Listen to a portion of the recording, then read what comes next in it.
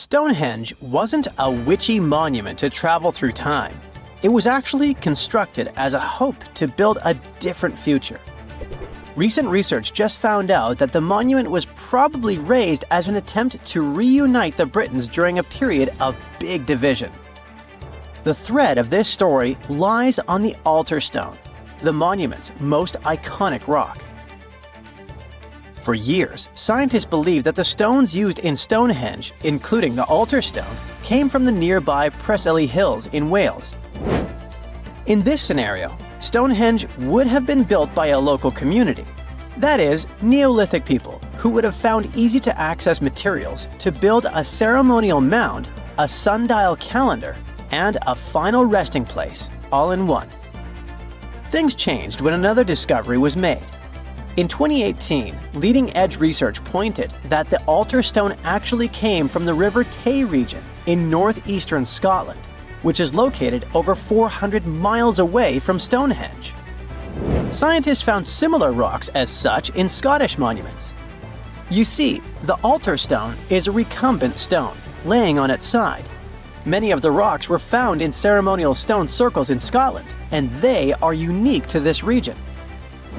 When this discovery broke through, it got archaeologists thinking. Maybe Stonehenge wasn't just a local project, but a wider collaboration between different tribes and communities across Britain. To understand this, we need to rewind to around 3000 BCE. That's when Britain still wasn't a unified country per se. Rather, it was a patchwork of tribes such as those coming from southern or eastern Europe, each with their own customs and beliefs. As an island, Britain's population changed many times. Britain was mainly composed of farmers who descended from people from the Middle East and arrived on the land around 6,000 years ago. This group thrived in the area until 2500 BCE, when another group coming from the regions of the Netherlands and Germany started to appear. These ones, also known as the Beaker people, were responsible for the large population turnover that Britain experienced during the Neolithic period and the years that followed. The Beakers were called so because of a specific type of pottery they used to make and bury their loved ones with after their passing. It's possible that the original dwellers of the land didn't like it that their land was being repopulated. And what researchers suggest is that Stonehenge was this attempt to reunite the original Neolithic farmer population and regain some type of identity control over their land. They would have invested a lot of time and energy in bringing the altar stone all the way down from Scotland, without the help of wheel technology, for example. You see, the wheel had already been invented in Lower Mesopotamia, but since there was no Wi-Fi at the time, the Brits weren't aware of this technology until much later on. This whole territorial crisis could have driven locals to use their resources to move the altar stone to Salisbury Plain in England in order to reunify the land. You see, Stonehenge wasn't built in one go. Its history dates to around 3000 BCE. That's when the monument was just a circular ditch and bank known as a henge. Inside, they placed wooden posts and possibly totem-like carvings. This version of Stonehenge wasn't about rocks yet. It was more of a ritualistic place and possibly a final resting place. They found several cremation pits from this period, making it the oldest resting place in all of Britain. It was only around 2600 BCE that the blue stones came around. The naming might be a bit misleading since they're not literally blue rocks. They have a bluish tinge to them when they're freshly broken, hence the name. These smaller rocks probably came from the Preseli Hills in southwest Wales, which is about 150 miles away from Stonehenge. Some researchers say that the ancient ones believed that blue stones had healing qualities. So we can maybe guess why they went through all of the trouble to move them from Wales to Salisbury Plains, huh? A little bit later than that, circa 2500, that's when we start having the Stonehenge we know and love today. That's when the Sarsen stones started to arrive. The Sarsens are Stonehenge's huge stones. I mean, each sarsen can weigh around 25 tons. That's as much as 3 African elephants stacked together. The Saracens make that iconic outer ring circle. Supposedly, that's also when the altar stone was moved from Scotland directly to the heart of Stonehenge. The altar stone is the largest of the blue stones used to build Stonehenge. Today, the altar stone lies recumbent at the foot of the largest trilithon of the monument.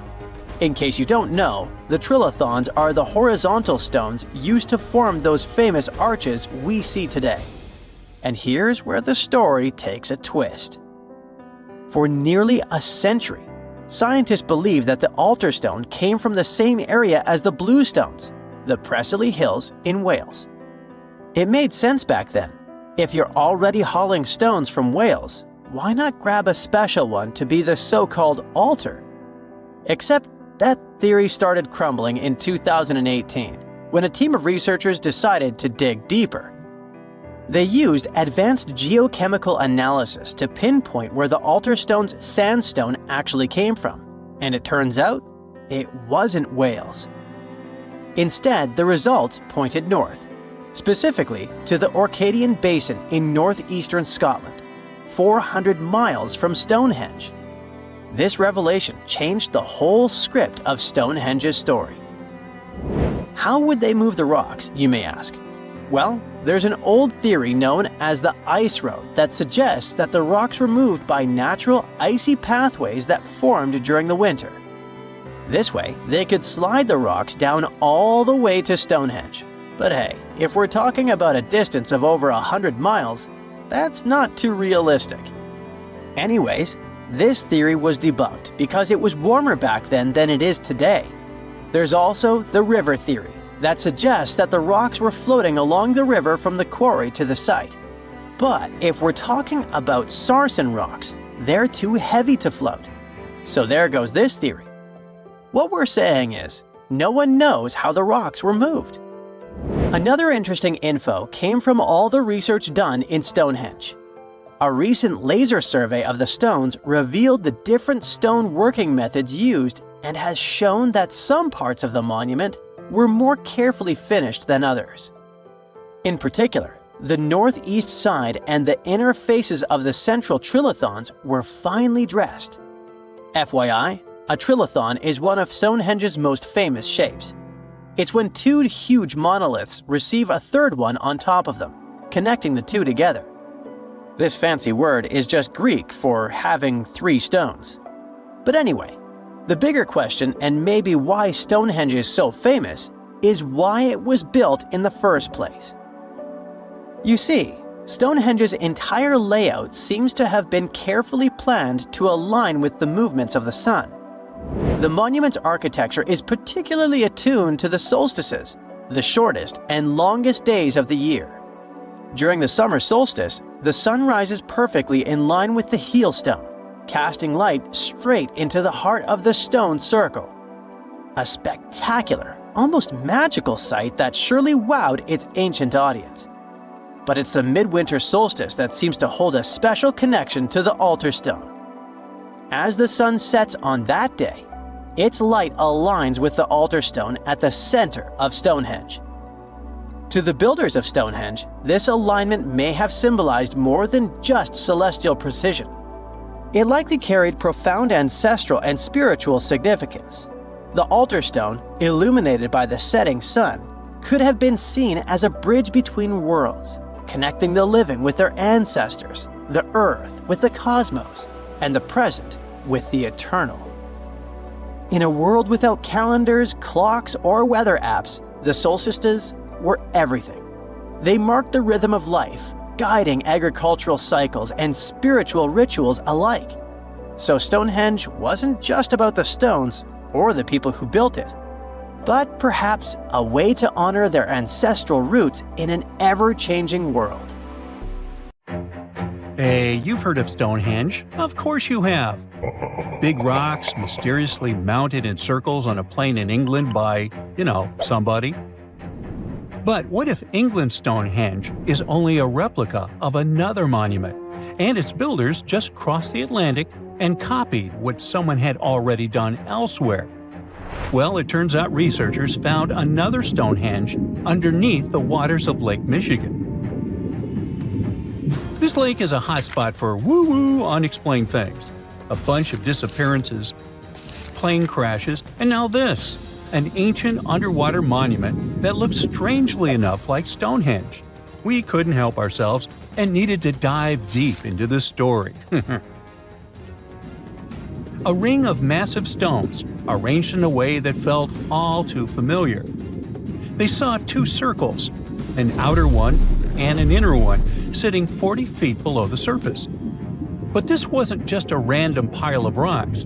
These stones had been placed there, purposefully, by human hands.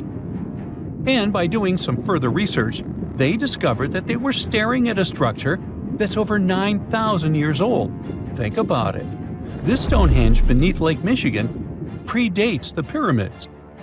It predates Stonehenge itself by about 4,000 years. All of this information was enough to startle scientists at Northwestern Michigan University. But that was before they found this out. One of the stones had a carving, a faint but clear petroglyph of a mastodon.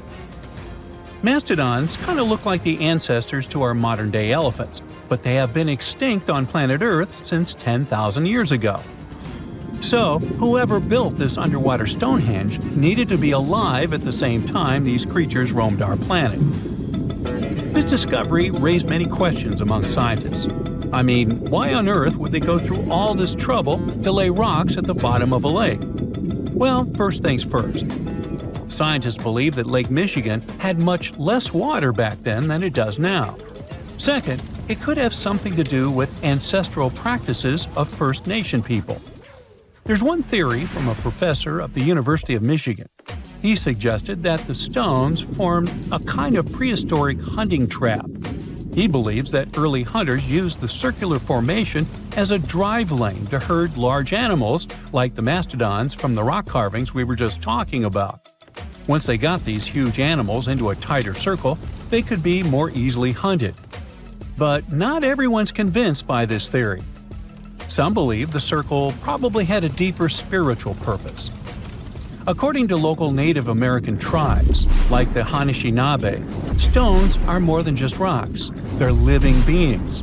They hold spiritual energy and represent a connection to the earth and all living creatures. An elder from the Anishinaabe community even suggested that these stones are sacred, placed there by their ancestors to honor the land and its creatures. Scientists are trying to study the stone formation in depth, like about 40 feet. But that's the problem, actually. The fact that it's underwater makes it super difficult, since they don't have the best technology. Traditional archaeological tools don't work as well when everything is submerged, but promising new technologies like stereophotogrammetry, which literally means making 3D models of a site, are helping scientists study the stone circle more closely. Still, research is slow and expensive, so it's hard to know when this mystery will come to a close. As we said, Lake Michigan is a hotspot for unexplained phenomenon. Its lakebed is filled with shipwrecks, such as the Thomas Hume, a sturdy American schooner. It also collects debris from airplanes that have suddenly gone missing while flying the area, such as Northwest Airlines Flight 2501 that disappeared in the 1950s. Some people even call the area the Lake Michigan Triangle, suggesting paranormal activities like what happens in the Bermuda Triangle might be going on. The lake spans over 22,000 square miles, which means it's almost two-thirds the size of the country of Ireland. In 2024, scientists were able to access another one of Lake Michigan's mysteries, the wreck of the Margaret A. Muir schooner. This 130-foot-long sailing ship sank over 130 years ago. The discovery was announced just recently by the Wisconsin Underwater Archaeological Association, the WUAA, whose team found the shipwreck sitting 50 feet below the surface just off the shores of Algoma, Wisconsin. Built in 1872, the Margaret A. Muir was a three-masted schooner built to carry heavy cargo across the Great Lakes. Her final voyage started out as a routine trip. Loaded with bulk salt, the ship left Bay City, Michigan, heading for South Chicago, Illinois. But on September 30th, 1893, things took a bad turn. Just as the Muir approached the town of Annapolis, now known as Algoma, a sudden storm hit. The ship began taking on water fast. The captain of the boat ordered his crew to abandon ship, and thankfully, they all made it to shore safely. For more than a century, the wreck sat undisturbed on the lake bed, its location a mystery. But thanks to a combination of historical research and high-resolution sonar, WUAA searchers finally found her in May of last year. The wreck is remarkably well preserved, with parts of the deck and gear still visible. Well, just a few lakes over to the left, researchers uncovered another impressive thing. At the bottom of Lake Mendota, near Madison, Wisconsin, researchers found 11 ancient canoes. They believe the oldest of the canoes dates all the way back to 2500 BCE. Now, if you don't get why that's important, it's because you're thinking with today's head. If in a classic Midwest highway you see a bunch of pickups, then back in the ancient days you see only canoes. They were the main mode of transportation for indigenous cultures. They were used to fish in deep waters, trade goods, and travel long distances. The reason why scientists were so excited with its discovery is because they had never found any proof of what canoes were being used for in this region back then. And to understand the local cultures that inhabited the area during this time period, they needed to have some information on that. This exciting discovery was announced by the Wisconsin Historical Society in May 2024. The first canoe, which they believe is around 1,200 years old, was pulled from the lake in 2021. Then a second one was dug up in 2022. And now divers have found at least 11 more canoes along what would have been an ancient shoreline, long since submerged. One theory is that these canoes were intentionally sunk to keep them from freezing or warping in winter. It's possible people stored them in the same spot for generations. Or maybe this is just a small part of a much bigger settlement. Historians do believe there could be an ancient village hidden under the water of the lake. Divers have already found stone tools, like net sinkers used for fishing, but the village itself hasn't been located yet. Truth is, while the Great Lakes often steal all the thunder, scientists point out that smaller lakes like Mendota have stories too. The Wisconsin Historical Society is working closely with Native nations to piece together more about the lake's history. You'll need to believe me when I say there is a third Stonehenge, all the way under the waters of Lake Constance, Switzerland. I mean, think of it like Stonehenge's cousin. Archaeologists began to discover this back in 2015, when they found a line of 170 man-made stone cairns under the lake. Scientists say this was most likely the work of several villages, and that the cairn site was probably used for some collective purpose because, well, the formations are huge. Some of them are several dozen feet wide, and they can build up to 6 feet. The most amazing discovery so far is that the site dates back to around 5,500 years ago. So around the time the original Stonehenge was being built. Some of the facts that link them together are their construction dates, as well as the distinct characteristic of stone monuments built in a circular format. Scientists don't know much about this site yet, but hey, I see a pattern manifested all over the world, don't you? Stonehenge took approximately 20 million man-hours to build. For comparison, an average human doesn't live much over 700,000 hours. This is Jack, one of the first builders of Stonehenge. Let's say Jack lived to be 80 years old, which is extremely improbable, but it makes it easier for me to crunch the numbers, thanks. If Jack had spent his entire life, from age 0 to age 80, working on the Stonehenge project, it would have required approximately 28.5 generations of people doing the same thing to complete it. That's next to impossible. To make it more plausible, let's multiply that by 2. After all, Jack wouldn't want to dedicate his entire life to moving stones. and he didn't live to be that old. Thus, we arrive at around 57 generations needed to build Stonehenge. That's not enough room on the screen for me to introduce John, Jack's great-great-great-great, you get the drift, grandson. So it all began around 5,000 years ago with just a simple circular earthen bank and ditch. Fast forward to around 26,000 BCE, and the builders replaced that initial structure with a complex arrangement of wooden posts and brought in around 80 dolerite bloom stones from Wales, which were rearranged at least 3 times. Then, a few hundred years later, they added those massive sarsen stones, each weighing around 25 tons. These enormous sandstone blocks were transported about 19 miles to create a continuous outer circle, with 5 trilithons, 2 upright stones topped with a lintel, forming a horseshoe shape inside. It was a millennium-long building process that demanded years of hard work. So, people must have lived nearby, right? But how would they have found shelter back then? Today, we have houses for builders on site, small accommodations that serve as temporary housing. But structures like this definitely didn't exist when Stonehenge was constructed, did they? Well, actually, they existed, and some recent archaeological digs near Stonehenge prove it. Archaeologists found this Stone Age eco-home, which is a huge deal since it's one of the earliest settlements in the area. This newly uncovered Mesolithic home dates back to around the year 4300 BCE. Let's take a closer look at this house, shall we? Now, for the walls, people back then used a large fallen tree, its trunk to be more precise. These wooden walls were reinforced with flint, and they even lined the pit left by the uprooted tree with cobblestones. To create the roof, they opted for animal hides, which sounds like a wise choice. They must have provided protection against the unpredictable weather of the British Isles.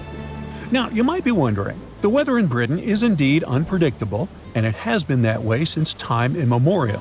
So, how did the builders manage throughout most of the year, particularly during the winter months? Well, the answer is simple. There was a hearth on site, which isn't surprising, but the system they employed was quite ingenious. A hearth inside the house would have posed too great a risk, yet bringing hot stones into the dwelling was perfectly safe. While they were hot, they couldn't ignite the building. So they used these stones from the hearth as a heat storage system to keep warm at night. And as a final touch, they even incorporated various stones for decoration. They didn't exactly get a Pinterest house, but it added a touch of elegance for sure. And if you think this discovery is merely about the houses, think again. It significantly changes our understanding of how people lived during that time. This discovery places them in an important prehistoric setting right at the start of the Neolithic area, sparking some interesting questions about whether these early folks could be related to the people who built Stonehenge. But there's a big worry. Experts are concerned that this significant find, along with other buried archaeological sites, could be at risk if the authorities go ahead with plans to build a tunnel to reroute the A303 away from the World Heritage Site. Sure thing the house the scientists found wasn't in perfect shape, and it lacked some crucial elements people use for living. Some of them decayed over time, while others were simply absent. So the scientists took 20 tons of chalk, 5,000 hazel rods, and 3 tons of straw, and used all this to recreate the 4,500-year-old design houses. These new buildings are located close to Stonehenge, which is incredible since in this area, planning permission for even a new cowshed is problematic. So, what are these houses like? Well, first off, there are 4 of them, and they're oval-shaped. They're built on the foundation of real houses that stood there about 4,500 years ago, just around the time the Stonehenge Eco House was going up. The houses aren't very big, they're single-room structures. When it comes to dimensions, it was straightforward to estimate since we could gauge the size of the roof and the height of the walls based on the foundations. Each side measures about 16 feet. However, the roof structure remains a bit of a mystery. There were a few differing thatching techniques back then, so pinpointing the exact method used for these dwellings is kind of a guessing game. For now, we think it involves knotted or tied straw carefully secured onto a hazel-woven frame. When fires are lit, the smoke from the hearth wafts up through the thatched roof. Now, remember those 20 tons of chalk? That was needed for the floors and walls. The white chalk walls and floors reflect sunlight and capture heat from the fire. But here's the kicker. The builders encountered a challenge because the ground was so waterlogged that some of the chalk floors took weeks to dry out. By the time they should have been bone dry, they were still as sticky as chewing gum. Now, it's safe to say people 4,500 years ago faced similar struggles, and we can really appreciate what they went through while building their homes. The final layer of daub was applied using rags, giving a smooth, almost shiny finish that looks surprisingly classy. The interiors are furnished with wooden and wicker beds and shelves, along with clay pots and jars, all centered around a cozy hearth. The spaces feel surprisingly roomy and are filled with light that streams in through the thatched roof, bouncing off those white walls. Plus, the woven furniture adds a nice touch of authenticity to the vibe. The fires have been lit, and the first meal, bread crafted from flour ground on a stone mill next to the hearth, has been prepared. Those who tried the bread were pleasantly surprised by its flavor, finding it quite tasty.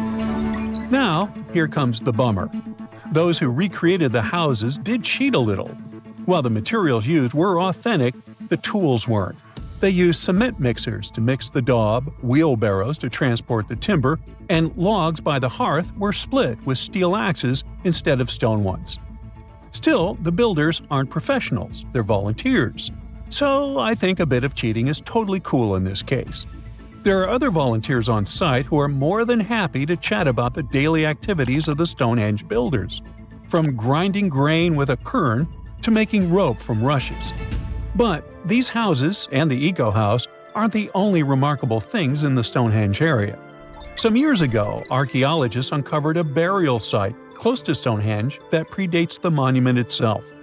This Neolithic long barrow, dating back approximately 56 to 5,700 years, likely contains the remains of some of Britain's earliest inhabitants. The burial site was identified through aerial images that revealed its distinct shape beneath the crops. Salisbury Plain is rich with ancient sites, including Stonehenge, various mounds, and monuments. The area has remained undisturbed over the centuries, which is likely why so many ancient structures are still intact. This discovery also shows a significant shift in human lifestyle during that era, marking a transition from a nomadic existence to settled farming and animal husbandry, much like the Eco House itself. The long barrow in question measures about 85 feet long and 65 feet wide, though much of its above-ground structure has been lost to farming over the years. If this site is like others in the vicinity, it contains the remains of 30 to 50 individuals, along with cow skulls, which were significant to those early communities.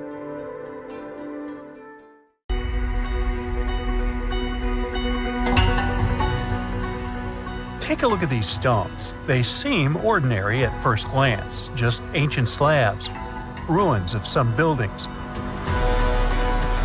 However, unlike many other archaeological finds, this one is among the most mysterious and unique.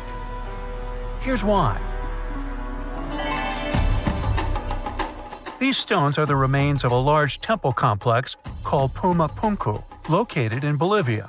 Scientists aren't certain, but it's likely that Puma Punku was built by the Tiahuanaco Empire, which existed between 300 and 1000 CE, before the Inca Empire. There is no information suggesting that this civilization had advanced building technologies. Moreover, they might not have even had a writing system. Every stone was carved and polished with astonishing precision.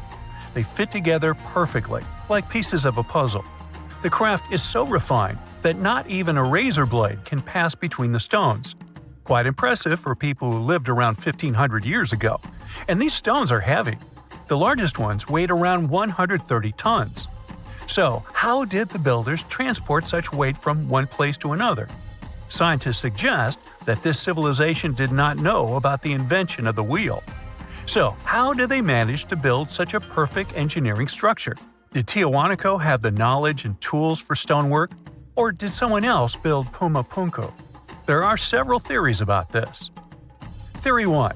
There was some advanced civilization that came to South America, interacted with Tiahuanaco, built this engineering marvel and then left. Theory 2. Some beings from another planet came to Earth, showed humans how to build perfect structures, and created Puma Punku. This theory is dubious. Another idea from this series suggests that Puma Punku was built by mythological creatures from the South American culture at that time. Theory 3, the most likely one. There is no mystery here. Tiwanaku was indeed an advanced civilization with incredible building technologies. So, what do you think?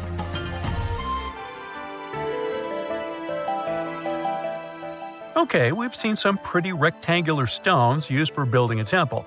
How about perfectly round stones for studying the starry sky? Or for some other purpose, it doesn't matter. So, welcome to Costa Rica. In the south of this country lies the so-called dicaspheres. These are large, heavy, round stones created in the pre-Columbian era, around 600 CE. Now, each stone is made from a unique type of rock formed from cooled magma. In other words, someone waited for a volcanic eruption to end and for all the magma to cool, and then took all this material and carved these spheres from it. But how did they achieve such a perfect shape? Scientists suggest that people use small stones to grind and carve the cooled magma.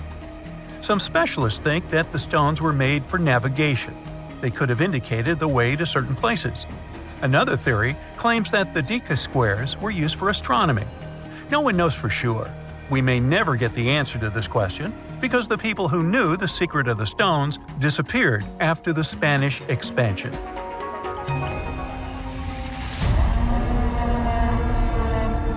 So, let's continue our journey. See these cobblestones? Archaeologists still don't know why they're arranged along a long stretch of desert crossing Jordan and Israel.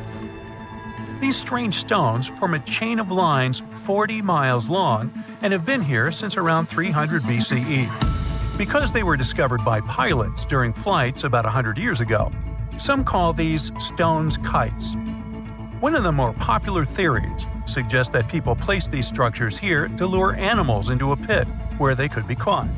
Apparently, ancient hunters knew the behavior of local fauna well, and were sure the animals would somehow walk along these stones, ending up in an open area with a pit where hunters could easily do their work.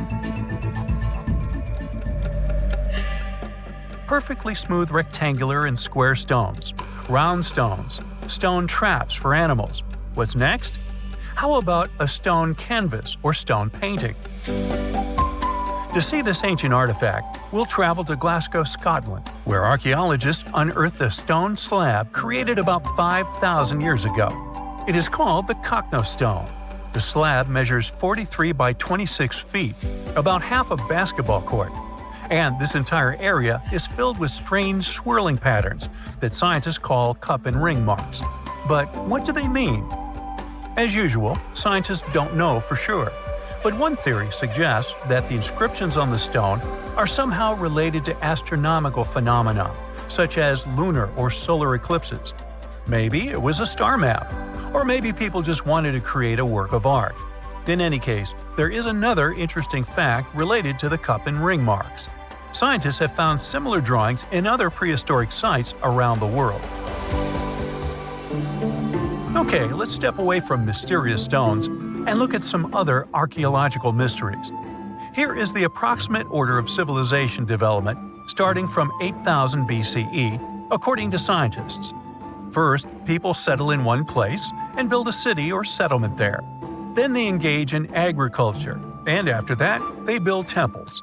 But in 1994, archaeologists said, no, the order might have been different. What if people first built temples to worship higher mythical beings and only then built cities and engaged in agriculture? Let's go to Turkey, to the rural area of Göbekli Tepe, where in the mid-1990s, archaeologists discovered several stone pillars with carved animals on them. This ancient structure dates back to around the 10th millennium BCE. Now, this place is considered one of the oldest places of worship in the world. Most likely, it was built by semi-nomadic hunters who knew nothing about agriculture because it appeared in this region 5 centuries later. Now, scientists are wondering, is it true that such structures led to the settlement of the area? The answer to this question may help understand the mindset and development of humanity in many parts of our planet. So, would you like a scroll with the location of a treasure marked on it? You could say you already have one. Check it out yourself. Just Google the Copper Scroll Treasure. Download a high-resolution photo of the scroll and follow the instructions. Oops! The instructions are written in an incomprehensible language. Scientists have been trying to decipher this message since the scroll was discovered in 1952 in Qumran, and the answer is still not found. According to one theory, the scroll contains information about a large amount of silver and gold. But even if the treasure does not exist, this artifact is still quite interesting to study. It was created around 2,000 years ago, during the time when the Roman Empire ruled over the settlement of Qumran. Perhaps the local residents hid their valuables from the Roman legionnaires and left such a map for their descendants. When you approach this archaeological wonder, you won't notice anything. But if you rise into the air and look down at the ground, you'll see amazing patterns created by the people of the Nazca culture. This discovery is called the Nazca Lines. Pilots and passengers of commercial aircraft first noticed them in the 1920s and 30s during flights over Peru. These large drawings consist of geometric lines, complex images of animals, and whimsical figures. More than 2,000 years ago, people removed part of the surface soil of this land and created these patterns. But why? The Nazca Lines continue to captivate researchers and enthusiasts alike. Recent technological advancements, such as drone imagery and satellite mapping, have provided new insights into these enigmatic formations. Some researchers are now exploring the possibility that the lines serve multiple purposes, including communication with someone not from our world.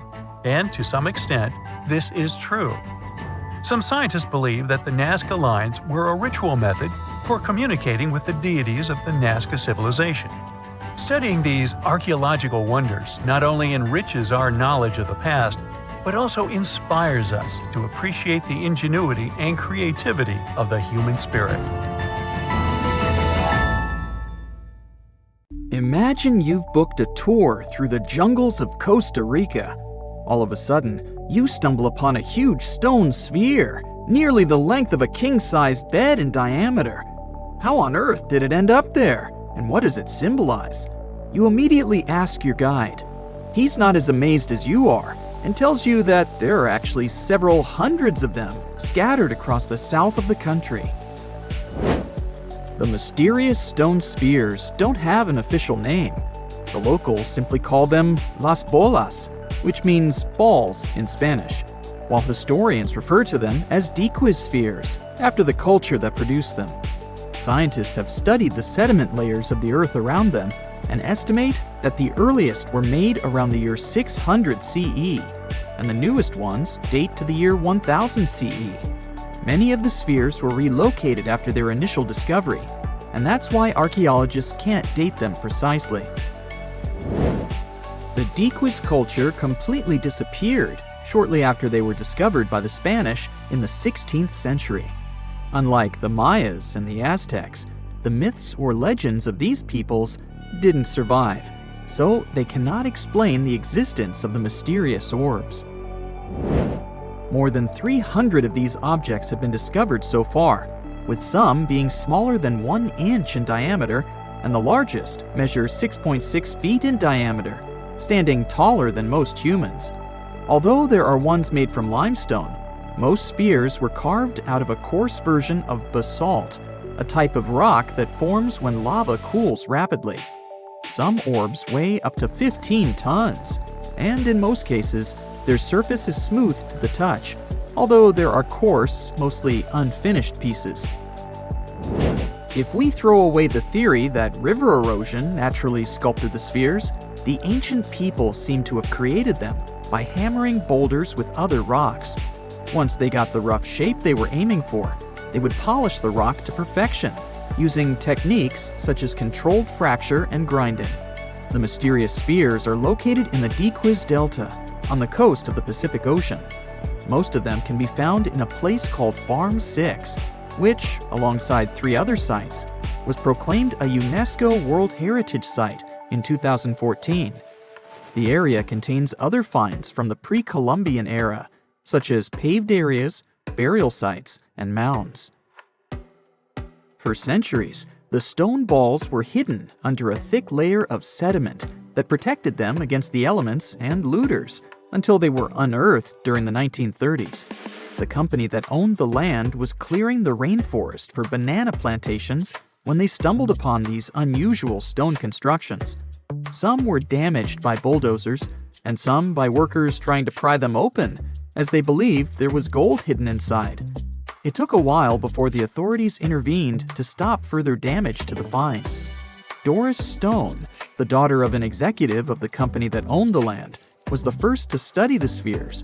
In 1943, she published an article in a leading American archaeological journal, turning the world's attention to the orbs.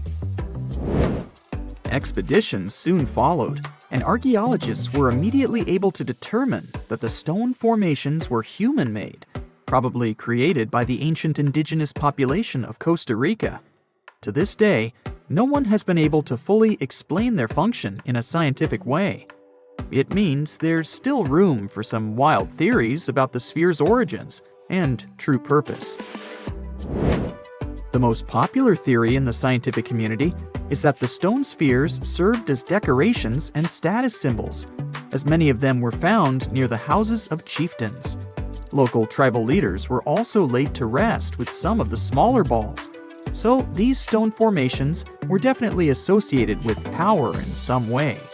Chiseling a boulder to perfection involved a lot of labor and planning, and only powerful individuals could afford it at the time. The other popular theory is that the boulders were used for astronomical observations. Individual spheres represented stars or planets, like a primitive map of the night sky. Since they were perfectly round, it was easy to roll them around. Before the jungle engulfed them, the area where they were found was a flat alluvial plain, ideal for rolling large boulders around. Another version of this theory suggests that the stones were used as boundary markers, much like modern border stones, which are also mostly made from stone. Finally, legends from other tribes that lived in the area tell of how the spheres were cannonballs that the deity of thunder used to drive away the deity of winds and hurricanes. We still don't know the original purpose of the Costa Rican spheres, but they remain an important part of the country's national identity. The National Museum in the Costa Rican capital, San Jose, has 6 of them in its courtyard. Many other spheres have become prized garden decorations for wealthy Costa Ricans. There's even one at Harvard University. More than a millennium after they were created, the mysterious stone spheres of Costa Rica are still associated with power and wealth. In terms of numbers, the stone orbs are not perfectly round. They are rated as nearly perfect, at 96% spherical in shape. And while even that is pretty impressive, the spheres of Costa Rica are not the only ones of their kind. Nearly a decade ago, workers came across mysterious giant stone spheres deep underground in a coal mine in northern Asia.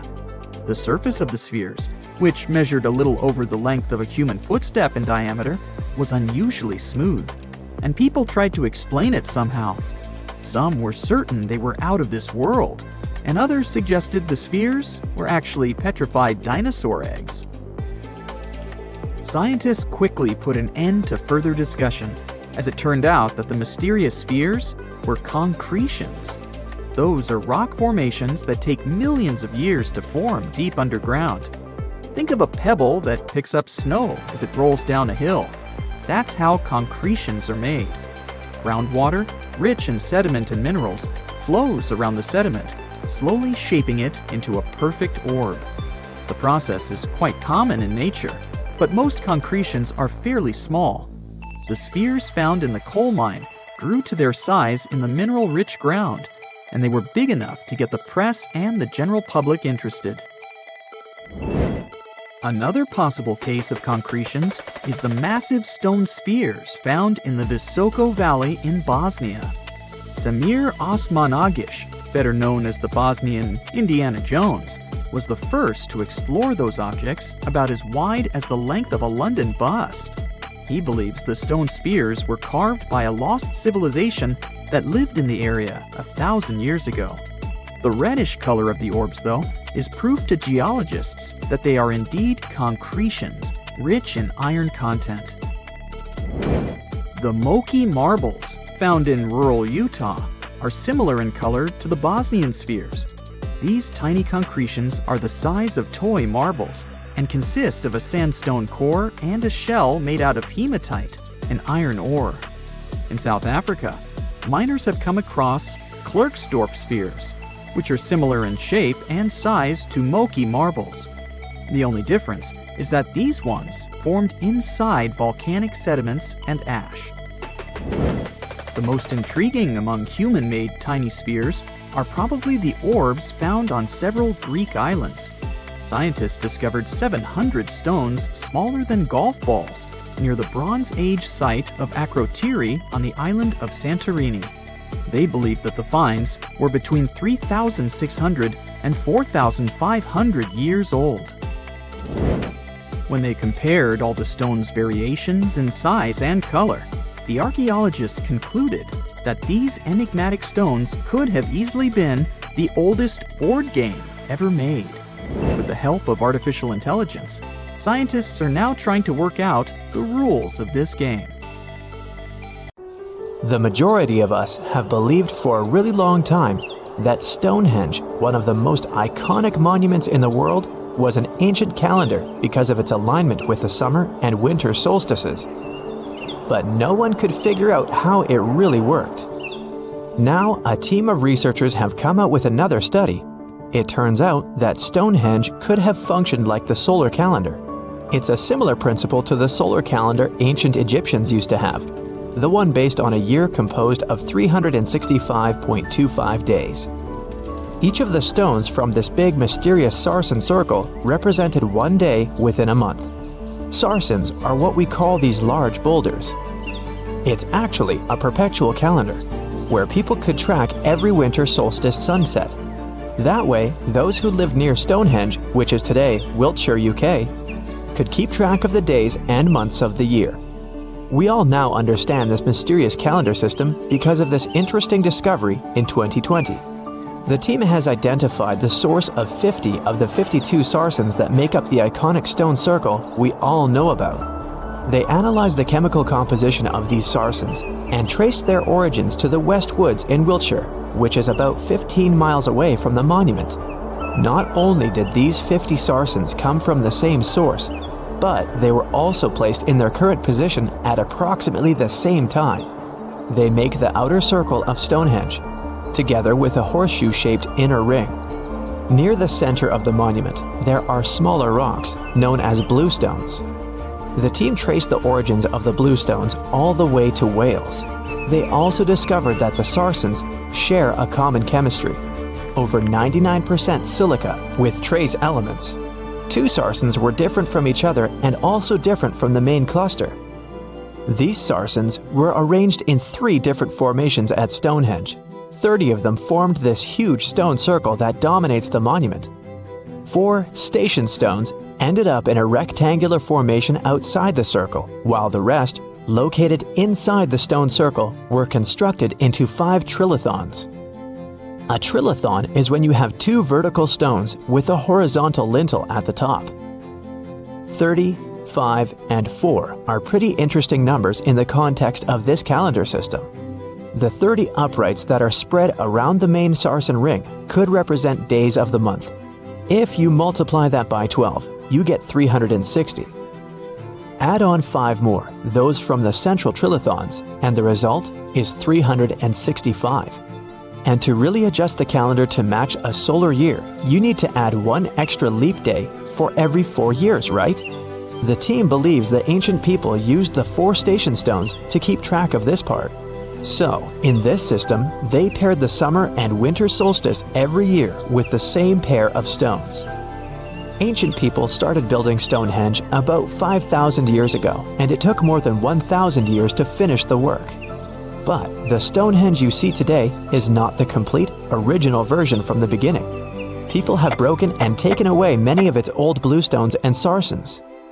The entire structure also changed over time since there were generations and generations, 180 of them to be precise, that passed since the beginning of Stonehenge, who would participate in the building and rebuilding of it. People created Stonehenge in 4 stages.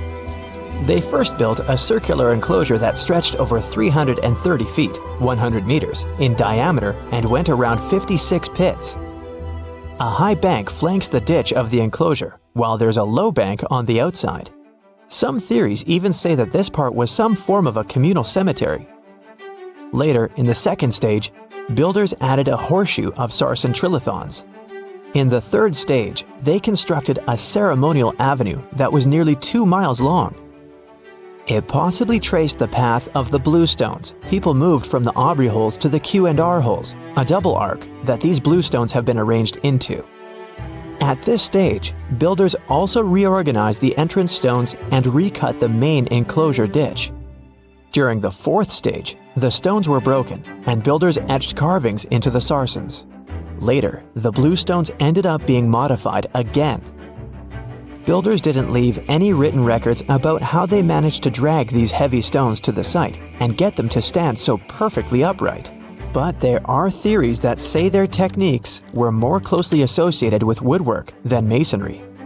They made mortise holes and protruding tenons because they wanted to slot these stones together, and they used tongue and groove joints to do that. When they dug the hole for the stones, they placed timber poles at the back of the holes that were used as brace support. Then, they moved the stone into a position and hauled it upward with ropes. They packed rubble into the hole to make sure the stone stayed in place. A pre-industrial farming society put this fascinating monument together using only tools made of stone and bone. Not even the wheel had been invented yet. This unusual formation is also known as ringing rocks. The stones you can see at Stonehenge have some pretty odd acoustic properties. When you strike them, they produce a loud clanging sound. That could be one of the reasons why people bothered to transport them over such a long distance in the first place. In some ancient cultures, people believed that these rocks contained healing powers. It's a really popular location that attracts over 1 million visitors a year. When it first opened to the public, visitors were allowed to walk among the stones. They could even climb on them, as there weren't any restrictions. Until the 19th century, visitors would regularly chip off pieces of the rock to take them home as souvenirs. They would also engrave their initials into the stones. They camped within the circle and dug fire pits, not realizing that the digging pits could seriously undermine the stability of the entire monument. Over time, visitors have encountered more and more restrictions until the monument was finally roped off in 1997 because of the serious erosion of the stones. That means if you want to visit, you can only view it from a distance unless you want to pay extra for the stone circle experience, which can be arranged outside of normal visiting hours. Stonehenge originally had 2 entrances that led into the enclosure. There was a wide one to the northeast and one that was a bit smaller and located on the southern side. If you look at it today, you can see there are many more gaps. This is mostly because of tracks made later that once crossed the monument. The ground within Stonehenge has been severely disturbed, and it wasn't just about random visitors digging fire pits. There was a group of people who dug a large deep hole within the stone circle in the 17th century because they were looking for treasure. Then there was Charles Darwin, who also did some digging because he was studying earthworms in the area. He wanted to know how these worms could impact objects in the soil over time. He observed how a fallen stone there had sunk deeper into the ground and realized it was happening because of the activities of these tiny creatures who churned through the soil all the time. In 1963, there was a theory that Stonehenge had been built as some sort of computer that predicts solar and lunar eclipses. Later, some proposed it was actually constructed as a monument to ancestors that had passed away. This theory says the permanence of its stones represented the eternal afterlife. The average sarsen you can find there weighs 25 tons, while the biggest one weighs around 30 tons. If you want to get an idea of how massive these stones really are, you can go behind the visitor center in the outdoor gallery to check out a replica sarsen stone. It's a true copy of a freestanding upright from one of the trilithons that are located in the inner horseshoe of the monument. There are 5 Neolithic houses at Stonehenge based on real archaeological evidence of houses found in that area. Each of them had stake-built walls and a chalk floor. Some even had furniture. There was also a lot of trash discovered, which means people in this area used to like celebrations and feasting. Research has shown that people lived in these houses for 50 to 100 years, around 4,500 years BCE, which was the time when the builders brought the sarsen stones to Stonehenge. During the time they were building Stonehenge, generations of people went through major changes themselves, from the Stone Age to the early Bronze Age. They were no longer as static and isolated. They started to travel and trade more, which means they communicated way more than their ancestors, even internationally. This is how they could have spread the word about Stonehenge, and it's also when the whole mystery and fascination with the monument began. Okay, what if I tell you that the extraterrestrials we all imagine as little green men may actually look like very normal Earthlings and chill in Europe? This is the Iberian Peninsula, and people living there are under suspicion. Ooh. Here's the reason. Somehow, parts of the most important artifacts that the Iberian civilization called Treasure of Valena are made of metal that simply can't be found on Earth, because it's metal from a meteorite. Now let's tackle this step by step. This is the artifact itself, and it's composed of 59 different objects. Bowls, bottles, and bracelets. Is there a pattern there with all those bees? In total, the find weighs around 20 pounds, of which 18 pounds are 23.5 karat gold. Now, if you're not a metal specialist, I'll clarify it for you right away. For comparison, 23 karat gold is 95.8% pure gold, so 23.5 karat is even purer. The remaining percentage goes to other metals to help add strength and durability to the precious alloy. There was also silver, iron, and amber in that set. The artifact could have been pretty straightforward, but for these two, let's call them imposters. Look at this wrought iron bracelet and this hollow hemisphere. Can you see that? Those rusty lines on the hemisphere and the overall weird color of the bracelet do stand out, since everything else is made of purest gold. This all started back in 1963, when a researcher noticed a dark leaden metal among the shiny bowls and bottles. The metal was shiny in some areas and covered with a ferrous-looking oxide that was mostly cracked. Now, just so you understand, gold does not usually act this way. Gold is one of the least reactive of all metals, so it won't even tarnish, let alone rust. To figure out where this suspicious iron came from, researchers turned to mass spectrometry, which checks out the mass-to-charge ratio of molecules. Their findings showed that the nickel in the iron is similar to that found in meteoritic iron. Simply put, the bracelet and the hemisphere are of extraterrestrial origin. Ooh. Now, the exact age of the trove is hard to determine, yet it's crucial. We need to know the exact age to see if it coincides with the start of the Iron Age in the Iberian Peninsula. If it does, then no further questions here. But if it doesn't, well, it's, at the very least, weird, if not suspicious. So there's this three-age system. It comprises the Stone Age, then the Bronze Age, and then the Iron Age. The Stone Age is of no importance here, so let's compare the Bronze and the Iron Ages. The Bronze Age began when it was realized that combining copper and tin produced a material that was more durable than either metal alone. This era was all about major upgrades in tools and weapons, but two standout inventions were writing systems and the wheel. Then came the Iron Age. This time was all about slowly bringing iron into everyday life. Iron was way easier to shape into cool designs than bronze. Now, this was a big deal because iron, especially transformed into steel, provided significant improvements in all aspects of life.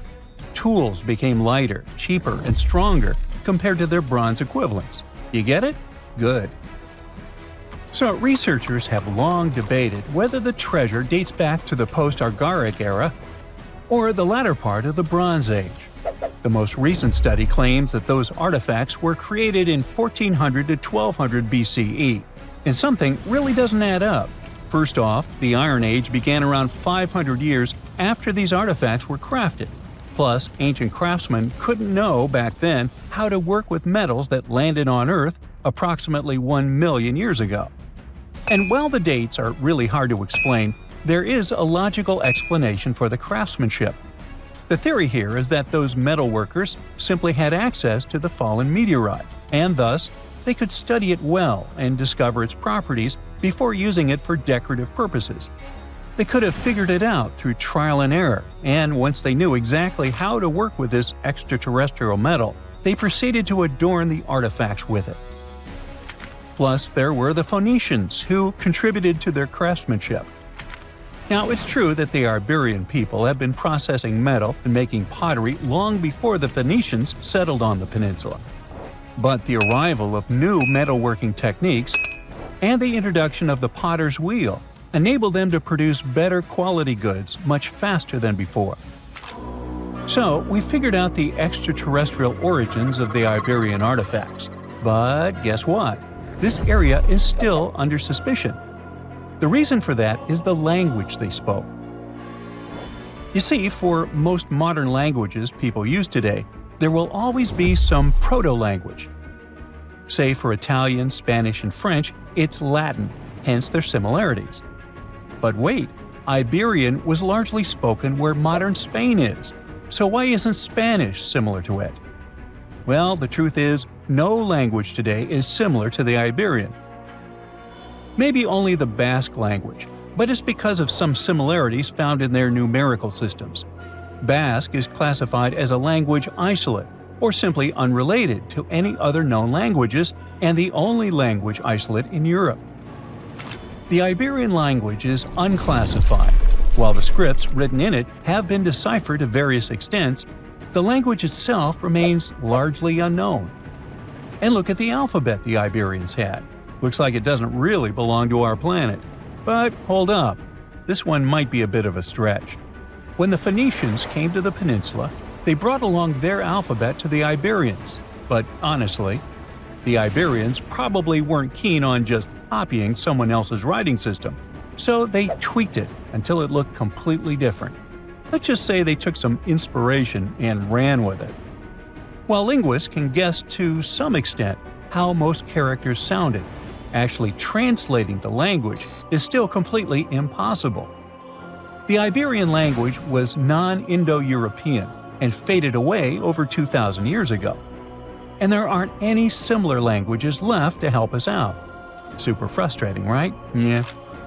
We got over 2,000 Iberian inscriptions from tombs, coins, potteries, lead plates, and even cave wall carvings. But aside from a handful of words, we're totally in the dark about what they mean. Now, if we could understand their language, we might have learned that they were great thinkers and all, but we can only contemplate the works of art they left. Iberian culture has a lot of amazing stuff made by talented artisans. We're talking about not just metalwork and ceramics, but also detailed sculptures, textiles, jewelry, and other personal bling. But here's the catch. Making all those luxury items depended a lot on a big farming class. At the heart of Iberian society, most folks were involved in farming and taking care of livestock. Depending on where you were, the types of farming varied. For example, up in the north, they were all about growing grains, while down in Valencia, they focused on producing olive oil and other agricultural aspects. In the west, raising animals was the name of the game. Still, we don't have much information about the day-to-day lives of the many people doing this essential work. Yet, on the flip side, we know a lot about the upper class of Iberian society, who control these agricultural resources and hire the artisans. By the 7th century BCE, we start to see a group of Iberian princes who were living the good life, trading with the Phoenicians, and enjoying fancy luxury items. You can spot this elite class in their burial practices.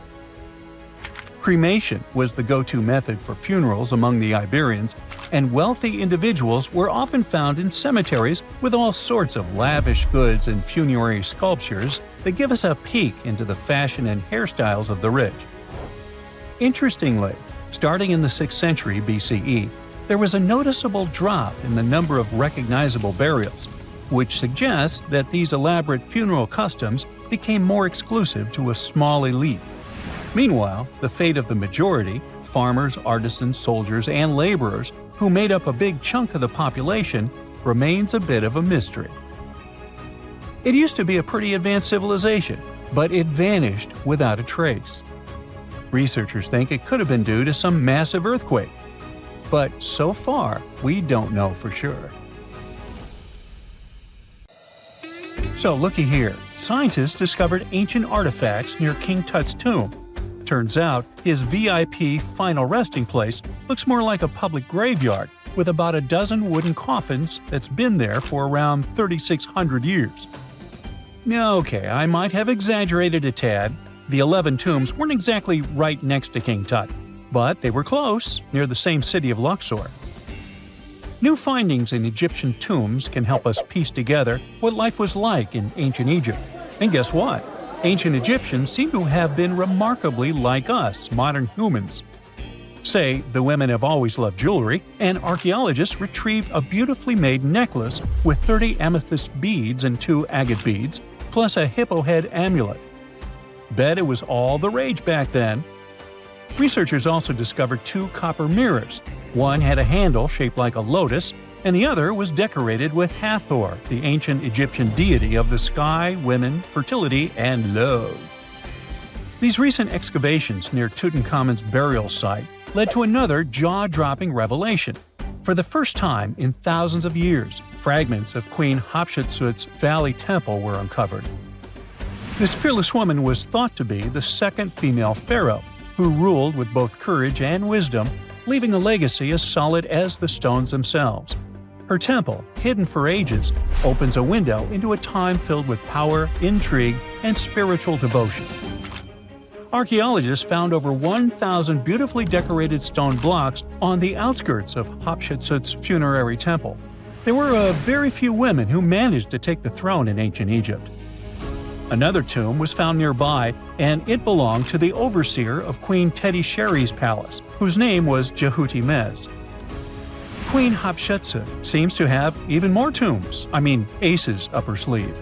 These tombs were carved into the rock instead of being built as pyramids, showing a unique ancient perspective on how to protect the soul in the afterlife. Experts managed to retrieve some cool ancient pieces from the site.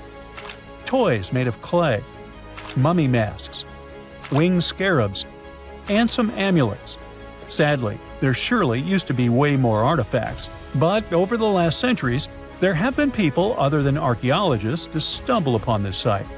It's likely that looters got to these tombs before them and may have taken some valuable items. But they did leave behind some cool stuff for the researchers, like pottery used for offerings of bread and meat, along with archers' bows that connect the tomb's owners to the Egyptian military. Meanwhile, soul protection is way more important than you might think, especially if you're roaming around Luxor looking for ancient secrets. You aren't scared of King Tut's curse, are you? Let me tell you what happened to those who weren't scared, but promise me to take it with a dash of salt, okay? For years, Egyptologists, especially those who believed in paranormal activity, were convinced that there was an unsettling curse surrounding Tutankhamun's archaeological discoveries. This belief stemmed from the mysterious and untimely demise of several excavators who discovered the tomb in 1922 with no logical explanation for why they passed away. It was just easier to chalk it up to something supernatural and avoid the whole mess. But it turns out it wasn't a curse at all. It was likely the radiation that caused those excavators to perish. Now, you might wonder where the radiation came from.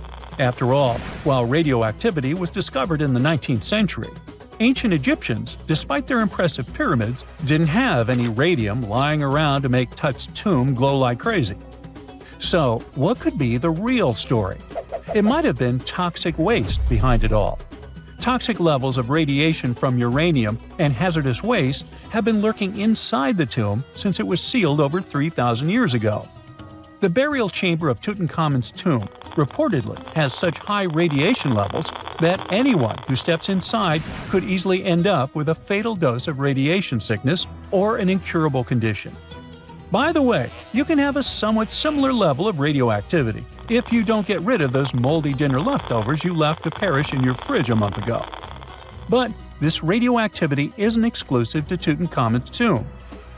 Ancient Egyptian artifacts discovery is rewarding yet dangerous due to unusually high radiation levels in Old Kingdom tombs all over Egypt. Geiger counters have detected radiation at 2 sites near the Giza pyramids, and radon, a radioactive gas, has been found in several underground tombs in Saqqara. Interestingly, experts believe that the builders of these ancient tombs were aware of the toxins, as some eerie warnings were carved into the walls of many tombs. One inscription ominously declared, "They that break this tomb shall meet their end by a malady that no doctor can diagnose." Other ominous phrases like "forbidden," "due to evil spirits," only added to the fear that supernatural curses haunted these ancient sites.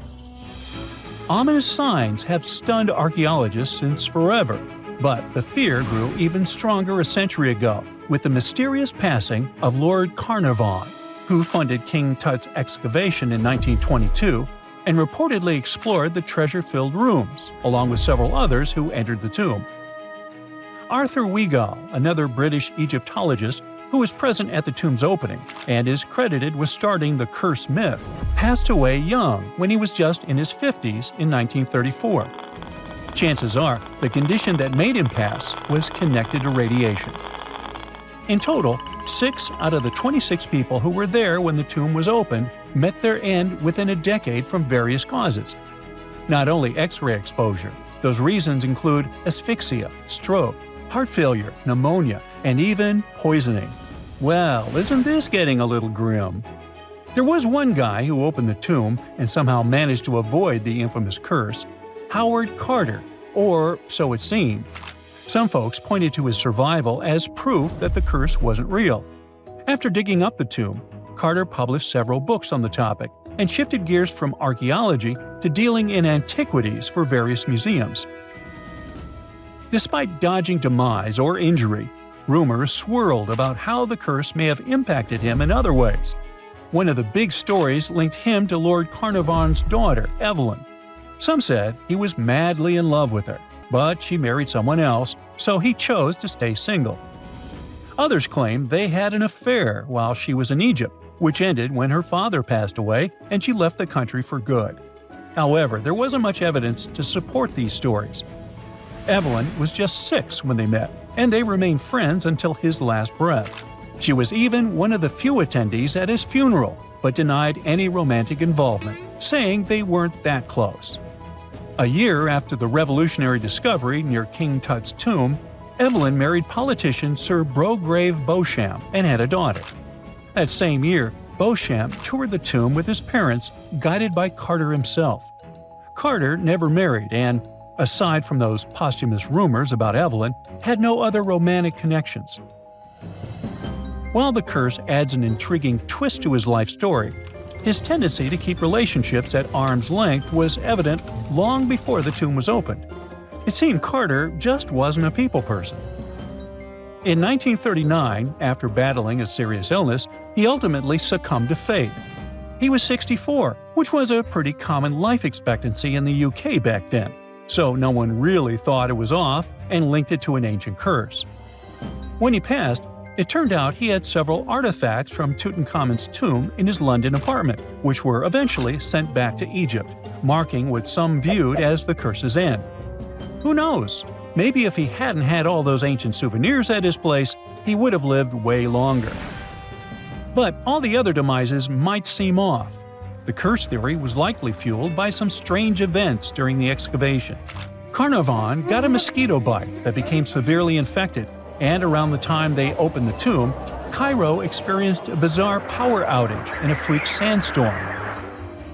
Back in England, The Earl's dog, Susie, managed to escape from Carnarvon's house and began barking frantically at seemingly nothing. At least that's what the staff and family saw. Strangely enough, at the very moment her owner's heart stopped, Susie started howling and fell down without showing any signs of life. Maybe radiation didn't play a crucial role after all, and those were indeed ancient artifacts from King Tut's tomb that made them all perish. Spooky, huh? They found the tomb of a royal doctor who lived over 4,000 years ago, a man who held pharaohs' lives in his hands. This man knew secrets that only deities and kings were allowed to hear. And yet, when they opened his tomb in 2024, there was no body, just vivid paintings, untouched by time, and cryptic symbols carved into stone. Who was he, and why was he buried with spells linked to a scorpion deity? The tomb was buried deep beneath the sands of Saqqara. The doctor's name was Tete-Nebe-Fu. He lived around 4,100 years ago, during one of Egypt's most mysterious turning points, right at the edge of glory and collapse. These were the final days of Egypt's Old Kingdom. The sun still glinted off freshly built pyramids, but the shadows were already creeping in. The pharaoh, Pepi II, had ruled longer than anyone before him, 90 years. But by the end of his reign, the country was cracking. The power was slipping, the regional leaders were rising, and the Nile floods grew unpredictable. In this shaky period, the mysterious doctor thrived. His tomb was discovered by a Swiss-French archaeological team in the shadows of old pyramids. The weirdest part was that when they uncovered his burial chamber, they found no body, no golden treasures either. Unfortunately, the tomb had been robbed long ago. But what remained was something even more fascinating: the words and images left on the walls. The paintings are still vibrant, bright colors that somehow survived all those years underground. The walls show jars, containers, strange abstract patterns, and geometric shapes. And then there are hieroglyphs, lines and lines of sacred script carved with precision, like someone had poured their soul into every curve. These inscriptions revealed who Tete-Nebe-Fu truly was. Turns out, he wasn't just any doctor. He was the conjurer of Serket. Now, Serket was the female deity of scorpions, sacred and terrifying. Egyptians believed she could stop venom, heal bites, and protect the living from toxic elements. The title, Conjurer of Serket, meant Tete-Nebe-Fu was a specialist in treating dangerous stings and bites. And if he got an entire tomb for himself, he may have been Egypt's top expert in those things, a man who healed with both medicine and magic. But that wasn't all. He also held the title Director of Medicinal Plants, a title seen only once before in all of ancient Egypt. That means he knew the healing power of herbs, roots, and oils like no one else. Now, you might wonder, what plants in a huge land of sand? But in reality, ancient Egyptians used herbal medicine that would hold up in some labs today. They created pills, ointments, and inhalers. Most often, they chose some active ingredient, a flavor to make it easier to take, and something to deliver it into the body. Sound familiar? And yeah, they didn't have many traditional plants, so some of these ingredients were bizarre by our standards, like using crocodile dung and acacia mixed with honey. They even had formulas for anti-wrinkle creams. And apparently, our mysterious healer was also chief dentist. This title is almost never seen in ancient records. Evidence of Egyptian dentists is incredibly rare. Turns out, our ancient genius didn't just fight stings and study plants. He was also trusted with teeth and jaws, which were actually a huge problem in ancient Egypt. These people may have built wonders, but their teeth paid the price. Ancient Egyptians constantly caught grains of sand in their mouths. They often ate grit-filled bread and raw vegetables, which wore down enamel and caused a horrible condition called attrition. This led to tons of problems, including tooth loss. They had to improvise back in the day. For example, crafting the world's oldest known toothpaste from crushed rock, mint, and pepper, which ironically only made things worse for the gums. or a toothpaste from things like eggshells, pumice, and natron, a salty mineral used for cleaning. They were also inventing mouthwashes from celery, bran, and herbs to ease the problem. Some mummies were even found with crude metal braces and gold wires attaching missing teeth. Though we're not sure if these were for the living, or was it just a nice little addition added as an afterlife gift. So, Teti Nebi Fu specialized in all these fields. 3 rare titles for one man. Now, back in the day, he must have been admired as incredibly knowledgeable. In a world without modern science, he would have been like a sorcerer who knows how some leaf or bark could save a life. That's why archaeologists believe Teti Nebi Fu wasn't just any doctor. He was, most likely, the royal physician, the one who treated the pharaoh himself. We don't know for sure which king he served. Maybe it was Pepi II, and who knows, maybe that's why the guy lived so long. But if that was the case, Teti Nebi Fu may have lived through the final moments of the Old Kingdom, watching the Golden Age crumble from inside the palace walls. And then he was buried. The body was looted, or perhaps just lost to time. But the team says they're still studying the tomb, still uncovering the traces of this incredible man. Overall, ancient Egyptians were practicing medicine on a crazy advanced level. Some practices feel familiar even today. They had hospitals, specialists, surgeries, and many more things, even medical schools. Both men and women were allowed to be doctors. They healed with various methods and practiced surgery with actual tools, scalpels, forceps, even sutures. Some doctors treated only the eyes, others the teeth, the stomach, or even what they called the hidden diseases.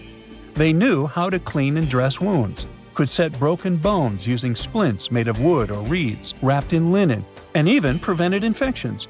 There were even proctologists. They also built the first prosthetics, like a wooden toe with leather straps that help people walk normally again. The oldest known prosthetic is 3,000 years old. Now, the most shocking part is how they actually even tried to remove tumors. A recent study looked at a 4,000 years old skull. It belonged to a man in his 30s. There were signs of past tumors, and around 3 of them, there were marks, surgical cuts made with a metal tool. That suggests someone attempted to remove or study them, maybe treatment, maybe an autopsy. There was another skull of a woman over 50 years old. It also showed similar signs, but with healed fractures from an earlier injury, which is amazing because her treatment might have actually been successful. Being a healer in this society meant something powerful. It meant being a priest, a scientist, and a magician all at once. To ancient Egyptians, medicine was a necessary art, and they treated it with as much reverence as they did their deities. That's because they believed that sickness could be both physical and spiritual. So a doctor could recite a spell while applying a salve, and a lot of their treatments worked. The reputation of doctors in ancient Egypt was so strong that leaders from other parts of the ancient world, like Persia, actually sought them out. Even Homer, the Greek poet, once said the Egyptians were the most skilled healers of all. Of course, their understanding of the human body wasn't perfect. For example, they thought the heart controlled thought and emotion. They also didn't know what the brain really did. But their approach, observe symptoms, diagnose, and treat, well, that's modern medicine. Sure, they prayed over the wound, but they also healed it, didn't they? Their most famous physician was Imhotep. That guy was a true polymath, an architect, priest, and a healer who became so revered he was later worshipped as a deity of medicine. Yep, a human who was so cool they turned him into a deity.